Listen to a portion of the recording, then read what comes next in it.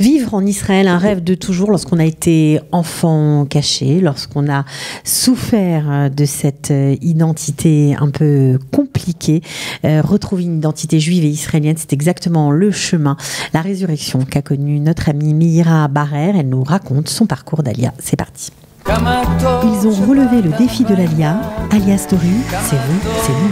Vous levez les yeux au ciel, Meira, mais c'est pourtant vrai. Bonjour. Bonjour, Cathy. Bah, c'est absolument vrai. On ne dit que du émettre sur cette station de Kalita. Voilà, vous avez compris la signification pleine d'être juive, de l'identité juive. Qu'est-ce que ça voulait dire pour vous en arrivant en Israël ? En arrivant en Israël, l'identité juive, ça concrétise physiquement et concrètement une identité qui peut se dévoiler là où elle est, sans craindre de ce qui va se passer. Tiens non, là c'est pas le bon endroit, peut-être la mezouza je devrais l'enlever, peut-être voilà, il se passe des choses et puis... Ça veut dire quoi, vous avez rasé les murs pendant le temps que vous avez passé en France ? Pas du tout. Moi je suis pas venue ici, pas du tout. Non. Absolument pas. Moi je suis pas venue ici à cause de l'antisémitisme, je suis venue ici pour revivre en pleine identité juive et israélienne de combat. Oui, parce que vous m'avez dit, en France, on est des victimes, ici, on est des combattants. Tout à fait. Pourquoi ? Je vous donne un tout petit exemple. Je suis une des rares à avoir fait son alia à l'âge où je l'ai fait des enfants cachés. Et 55 ans. À 55 ans, oui.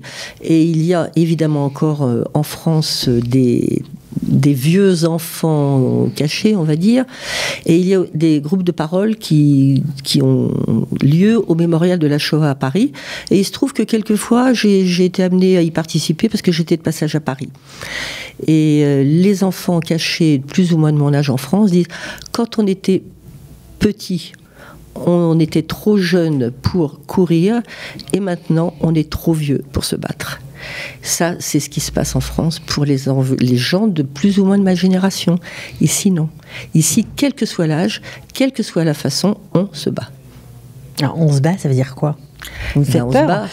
On se bat pour justement se bat pour être qui on est, et on a une armée, on a une police, on est un peuple de juifs, on a une entraide et on le fait même naturellement.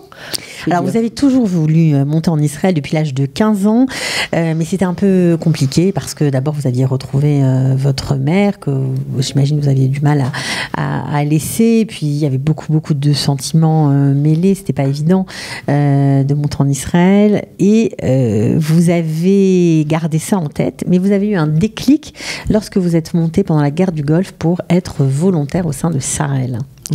Ouais. Ça a été il n'était pas question pour moi de rester à regarder la télé en France en sachant qu'il y avait des scuds qui tombaient en permanence sur le pays. En voyant une fois un concert avec Leonard Bernstein, si je ne me trompe, où d'un seul coup, j'ai vu tout le public sortir leur masque à gaz et les mettre. Ça a été un choc. Et je me suis dit, je peux pas rester sans rien faire. Et à l'époque, Sarel, justement, on commençait à parler de Sarel pour participer, être présent pendant cette guerre du Golfe. Donc, je me suis inscrite pour partir comme volontaire dans une base militaire.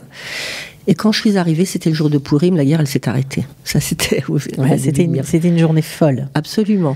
Mais le fait d'être dans une base militaire et que le pays venait de vivre ce qu'il avait vécu, j'ai eu mon uniforme, il y avait encore les patriotes. On était un petit groupe très, très impliqué. Et là, j'ai su que c'était ma place. C'était vraiment ma place. Alors, vous avez quand même attendu 5 ans pour concrétiser votre rêve. Évidemment, vous aviez un job, vous étiez antiquaire au Puits de Clignancourt. Au marché Biron. Voilà, pour ceux que ça rappellera sûrement des souvenirs à certains. Ouais. Et puis, votre mari n'était pas tellement pro-Israël, vos enfants... C'est pas qu'il n'était pas pro-Israël, mais il était indifférent, il ressentait pas du tout les choses de la même façon que moi. C'est ce que je disais, qu'est-ce qui m'a poussé, c'est cette force de mon identité qui se concrétisait tellement quand j'étais en Israël et surtout à Jérusalem pendant la guerre du Golfe, mais parce que c'était des années que j'ai appelées des années de mort. Parce que vous avez eu des deuils, vous avez perdu votre maman, vous avez perdu votre belle-sœur, des gens proches de vous, très, etc. très et ça vous a... Et j'avais plus ni l'énergie, ni les outils qui me permettaient de faire face et de combattre. Et j'avais un horizon pour me sortir de ça. C'était Israël ? Ouais. Je voulais surtout pas sombrer dans la dépression, parce que c'est ce que j'avais vécu avec ma mère pendant beaucoup d'années. Et l'horizon d'Israël, je savais que là, je pourrais à nouveau être moi-même, vivre et sortir de ces années-là. Alors quand même pas facile, parce que les rêves c'est beau, mais la réalité en est une autre. Parfois, pas d'hébreu, pas d'argent, pas d'amis, pas de famille, personne. Alors d'abord, j'ai commencé par aller à l'Ulpan. On était en plein mois d'août. J'habitais à 5 minutes de l'Ulpan sur Betzalel. Et là-bas, j'ai rencontré dans ma classe des gens qui me ressemblaient, même si on n'avait pas le même âge, on n'avait pas les mêmes parcours.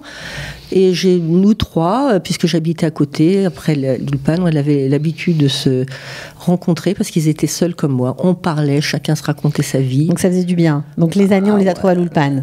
L'argent, c'est compliqué parce que c'est vrai qu'on entend de plus en plus des retraités se plaindre, de dire que c'est pas facile. J'étais pas retraitée à l'époque. À l'époque, vous n'étiez pas retraitée. J'ai travaillé tout de suite. En Israël ? Ah bien sûr. Qu'est-ce que vous avez fait ?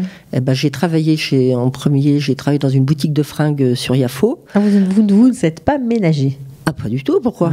Vous avez raison. Et après, j'ai été engagée chez Stern, en premier au King David. J'ai fait donc les examens d'entrée, j'ai été reçue, parce que mon outil principal ici, qui m'a justement énormément aidée, puisque je n'avais pas la connaissance de l'hébreu, je parlais anglais couramment.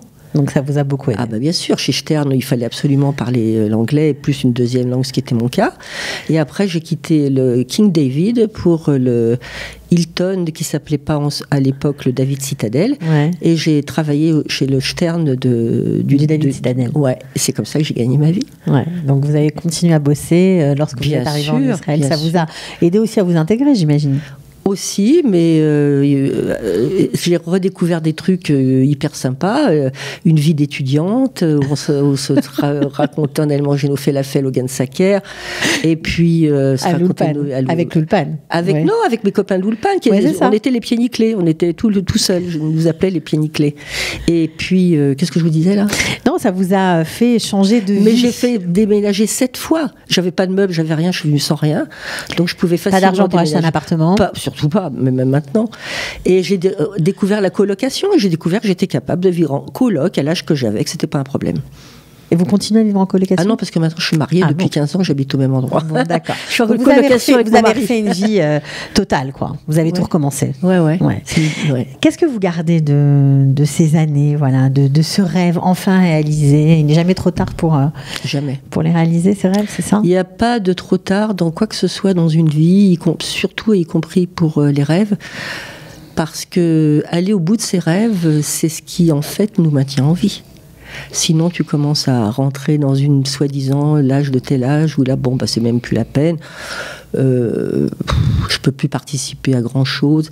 Au contraire, j'ai redécouvert ici quelque chose que j'avais plus du tout eu accès en France. C'était le théâtre.